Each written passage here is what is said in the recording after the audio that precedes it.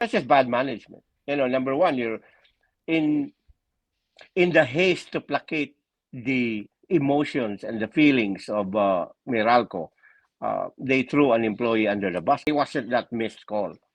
And then I can also argue na foul ba yun? Foul ba talaga yun, foul? You saw the replay? Is it a foul? At the end of the day, that's why we hire referees to make that judgment call. And if You may I'm a be right, but commissioner, there's a lot of influence when the commissioner of the league said that it was a foul. So, yeah, that's a big again, voice there.